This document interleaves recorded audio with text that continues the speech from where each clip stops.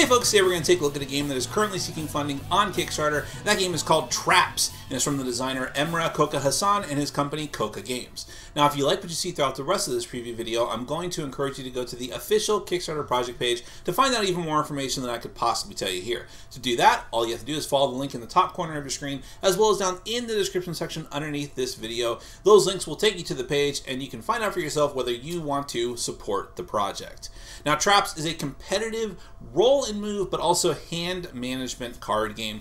You and the other players represent are controlling adventurers who are going through a jungle looking for treasure, and you're trying to use that treasure to purchase traps and other kind of adventuring cards to use against the other players, and maybe take some of their money too. But ultimately your goal is to get out of the jungle. Now, the other important part of it is that you actually have an animal companion buddy that's going to help you through the jungle, a snake or a gorilla and so on and so forth. And so you are actually rolling and moving for both of these characters under your control, and they each have their own unique special ability. So you have to make use of all these different things to try to be the first one to get your pair, your team, so to speak, out of the jungle. Of course, it's a little bit more complicated than that, so what we're going to do now is take a quick look at a prototype copy of the game. A lot of what you see here is going to be the same in the final version, but just do note that some things may change by the time this comes to retail, so you always have to keep that in mind. But we're going to take a look at the game, go over the rules a bit, then we're going to come back and discuss it further.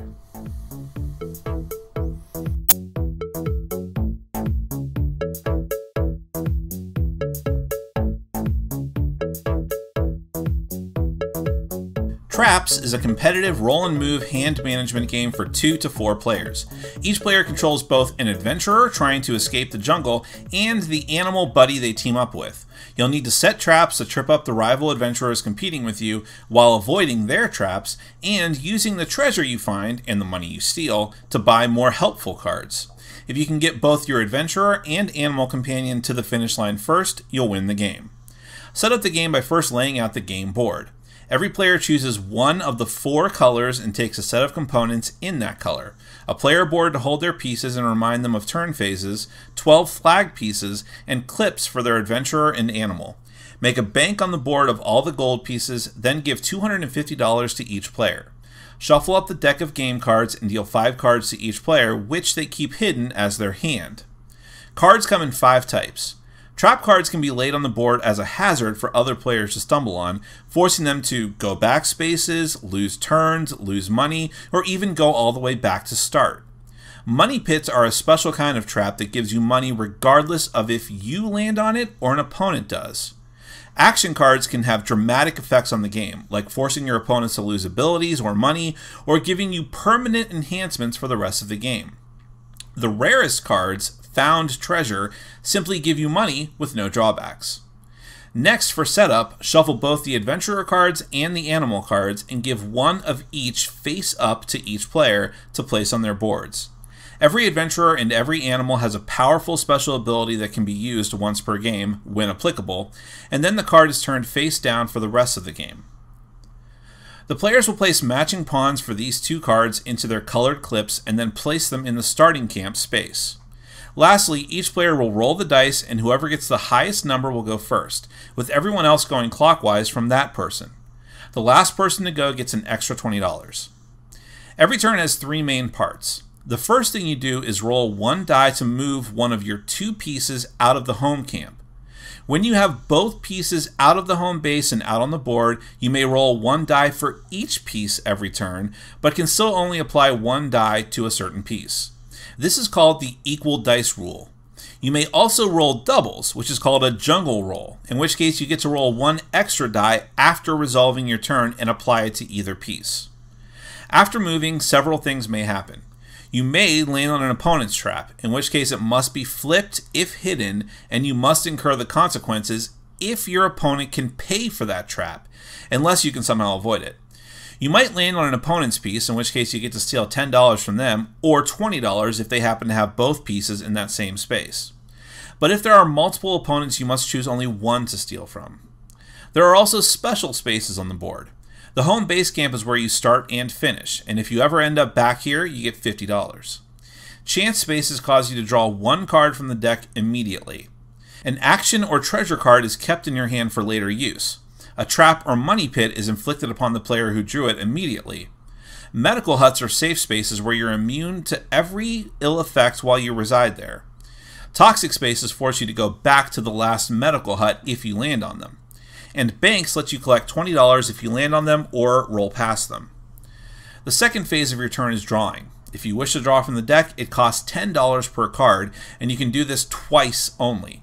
Your hand limit is 7, but you may discard as many cards as you like before drawing. The last phase of your turn is playing cards and abilities. You may lay up to 2 traps on the board, including money pits. Traps can go everywhere except special spaces and must be within 7 spaces of one of your pieces, but you can't have 3 traps placed in a row. A placed trap is marked with one of your flags. There are 2 ways you can place a trap. You can pay the face value of the card and place it face up immediately, or you can place a trap card face down for $10. Then, when an opponent lands on it, the card is flipped over and then you must pay the face value. If you can't, the card is either destroyed or your opponent can buy it from you for half the face value. You can also sell your own face-up place trap to the bank for half the value printed on the card, but not hidden traps. You will be forced to do this if you find yourself owing the bank or another player money that you do not have. If you still don't have enough to pay the debt, you are considered bankrupt and one of your pieces is sent back to start, though you do get $50 as compensation. You can play as many action cards as you like during this phase, but you must pay for all of them. Most action cards are resolved and then sent to the discard pile, but perk cards are permanent and slid underneath your player board. Found treasure cards are played and the money is acquired immediately, and you may also activate your abilities now as well. After your play phase, the next player takes their turn. The game ends when one player successfully gets both of their pieces to the finish and escapes the jungle. An adventurer piece must roll the exact amount to arrive at the finish space, but an animal piece can roll more than enough and still make it out. If both pieces get out, that player is the winner. Well, there's certainly a lot of interesting things going on in Traps, and I say that because when you first glance at it, you're like, oh, obviously this is a family-friendly game. It's a lighter game, not necessarily only for young people, but perhaps for people who aren't interested in something particularly heavy, or at least not right in that moment, right? So you look at it and you're like, oh, very bright, vibrant art style. You've a very lighthearted theme where you've got adventurers going through a jungle with their animal buddy. And you're like, okay, a roll and move game, sure, a very simple light game. But, as the name of the game implies, Traps, it is all about those trap cards. And those trap cards add a very interesting dynamic, where it's not just like, oh, I've drawn a trap card, I'm going to throw it on the table and hope you don't, you better hope you don't run into it. No, you have to actually decisively choose, like, okay, I have money now. I should probably pay to have this thing fully flipped up on the board, active. It's really going to jam someone up if they run into it. And, either set them back, allow me to get an advantage over them, whatever the special trap might do, right? On the other hand, you could say, well, if they know that that's out there, they might be able to use one of their special abilities to avoid it, turn it back on me, get rid of it entirely, steal it from me, whatever the case might be. But if the card is flipped down, they may not decide to do that. So you can just pay that very light fee up front to lay it down instead of paying for the whole thing. But if your financial situation really degrades dramatically by the time someone actually does land on your trap, then suddenly when that trap is flipped over, you have to pay for it. And the full price. And if you can't pay the full price, it's either gone or you have to hope that your opponent is willing to say, okay, I'll take that trap for half price. So at least you get something, but now you're giving your opponent something they might potentially use over you. And that's a terrible feeling, right? To lose a trap to someone and then they use it on you. You're like, ah. So you have to very decisively think, do I save up and use this altogether so that people know what it is, but I don't have to worry about being able to pay for it later, or do I try to go for that secrecy, right, of putting the traps face down? And of course, having the traps face down is a very interesting aspect of the game, because there's all these little mini time bombs all over, and you just have no idea how severe it's going to be. And if you're in a situation where, okay, if I use my once per game special ability, I might be able to avoid going over that, but is it worth it? That's one of the decisions you have to make. And there's all these other special spaces on the board that you have to worry about at the same time that you're worrying about these traps too, both your opponents and putting down your own. The diversity of the different characters and how, not just like, okay, I have this particular human character, but the combination of the two, the human character and the animal character that you have, and using their special abilities and how you can have a different, mixed up every game of who has what, that's another interesting layer of diversity, and something that I could easily see being expanded upon in the future. More characters, more animals, and so on. There's tons of different cards in the game, not just the traps. The special ability cards that allow you to get permanent boosts during the game, are very, very powerful, and which would incentivize you to draw as much as possible every turn, which you can do up to 2 times, but that costs you money too. Money you're not spending to activate your traps. So this is why I'm saying that when you first glance at the game, you see like, oh, we roll dice, we move, we try to get to the end space, right? But there's more to it than that.